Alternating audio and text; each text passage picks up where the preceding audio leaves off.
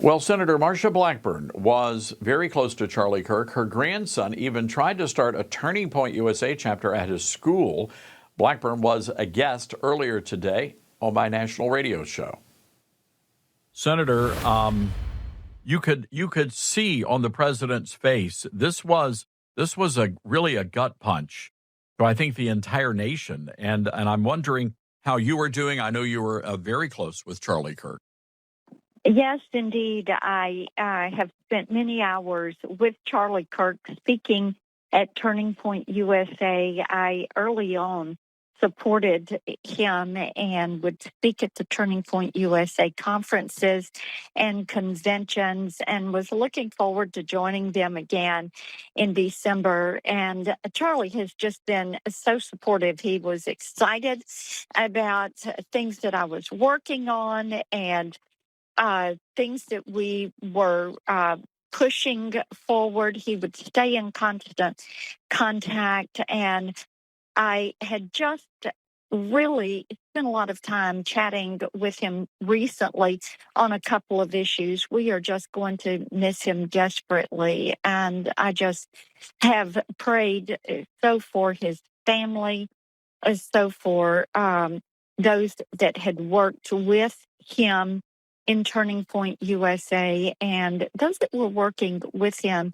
as he started this new comeback tour, which would be so helpful to the president. I know the president considered Charlie to be much more than a friend.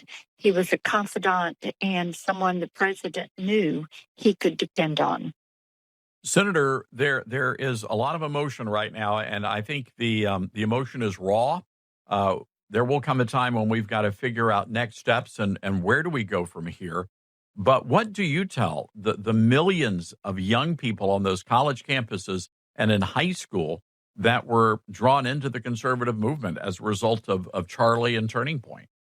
Yeah, and my grandson, my oldest grandson, was such a fan of Charlie Kirk. He tried to start a Turning Point chapter at his school, and the school wouldn't allow it. So the Young Republican Club they had at school is something that they would go through some of the Turning Point podcast and the Charlie's writings and his speeches and things. But I told my son and my grandson yesterday because he was upset.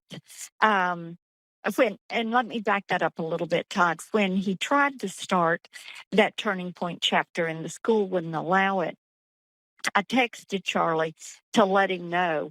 And Charlie jumped in to, support Jack and thank him for the effort. And um, Jack said, he really felt like Charlie was rooting for him. And in that, I think that's the way young people felt. They felt what my grandson did. They felt that Charlie was on their side. And Charlie wanted the best for them, and he wanted to encourage them, and he helped them to critically think about the issues that are there. And so my grandson is upset about this, and I told him, I said, look, you can honor Charlie's memory by continuing to support his movement for what we want to see a conservative, prosperous United States of America. And Charlie believed in hard work and smart work, and he believed in being a leader who had a vision.